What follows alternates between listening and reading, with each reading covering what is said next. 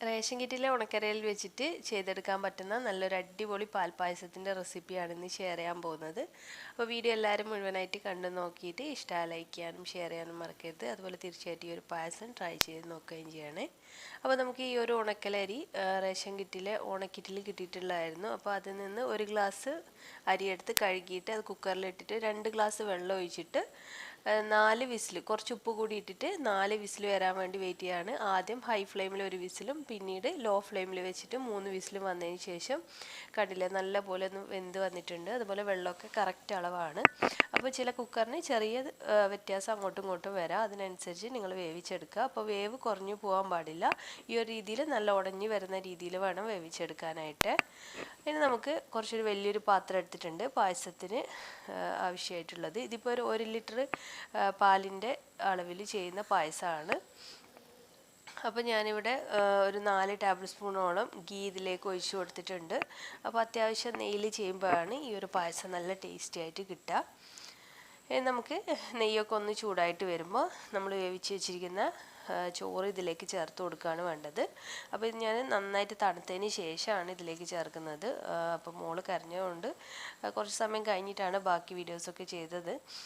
അതുകൊണ്ട് തന്നെ കുറച്ചൊന്ന് സമയം എടുത്തു ഇതുപോലെ നന്നായിട്ടൊന്ന് ഉടഞ്ഞു വരാനായിട്ട്. ഉടഞ്ഞിട്ട് ഈ ഒരു ഗീയിൽ ചേർന്നിട്ട് നന്നായിട്ട് മിക്സ് ചെയ്തെടുക്കണം. അപ്പോൾ വെള്ളത്തിൻ്റെ അംശമൊക്കെ ഉണ്ടെങ്കിൽ വെള്ളത്തിൻ്റെ അംശമൊക്കെ വറ്റി വരുന്നത് വരെ നന്നായിട്ടൊന്ന് മിക്സ് ചെയ്ത് കൊടുക്കുക.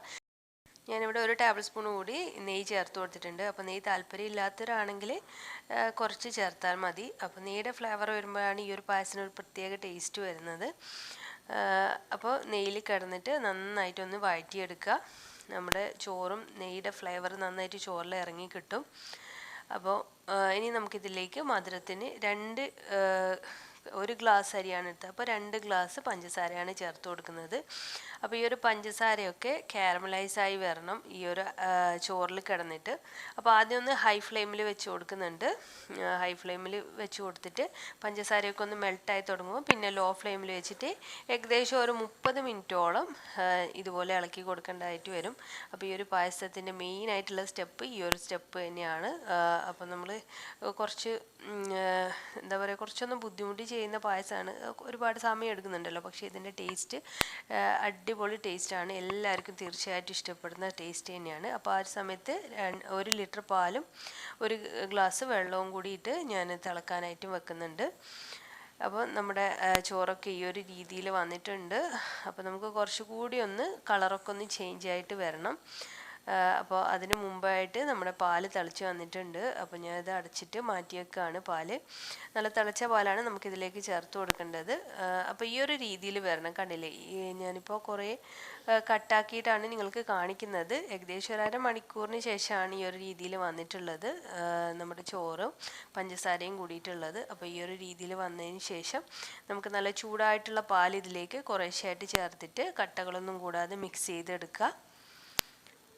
അപ്പോൾ ഇതിന് മുന്നേ കഴിഞ്ഞ വർഷത്തെ ഓണക്കിറ്റിൽ ഉണക്കലരി വെച്ചിട്ട് ഞാൻ മുന്നേ അപ്ലോഡ് ചെയ്തിട്ടുണ്ടായിരുന്നു വേറൊരു ടൈപ്പ് പായസം ഉണ്ടാക്കുന്നത്. അതിനേക്കാൾ കുറച്ചുകൂടി സിമ്പിളാണ്, നമുക്ക് പെട്ടെന്ന് ഉണ്ടാക്കിയെടുക്കാൻ പറ്റുന്ന പായസമാണ്. പക്ഷെങ്കിൽ അതിനേക്കാളും എത്രയോ ടേസ്റ്റ് കൂടുതലാണ് ഈ ഒരു റെസിപ്പിക്ക്. അപ്പോൾ നിങ്ങൾ തീർച്ചയായിട്ടും ഒരു തവണയെങ്കിലും ഇതുപോലെ ഒന്ന് ട്രൈ ചെയ്ത് നോക്കണേ.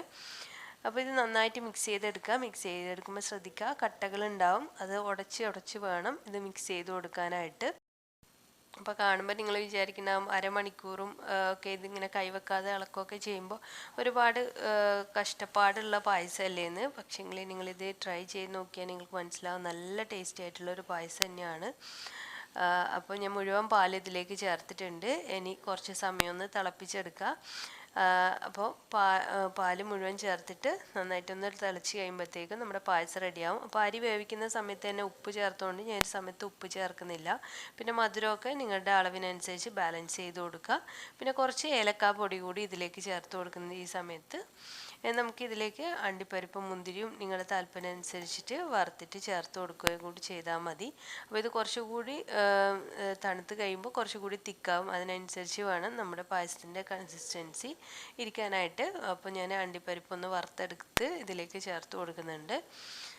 അപ്പോൾ നമ്മൾ മിൽക്ക് മെയ്ഡൊക്കെ ചേർത്തിട്ടുള്ള ആ ഒരു ഫ്ലേവറിലായിരിക്കും നമ്മുടെ പായസം ഉണ്ടാവുക. മിൽക്ക് മെയ്ഡൊന്നും ഇട്ടിട്ടില്ല എന്ന് ആര് പറഞ്ഞാലും വിശ്വസിക്കില്ല, അത്രയ്ക്ക് ടേസ്റ്റാണ്.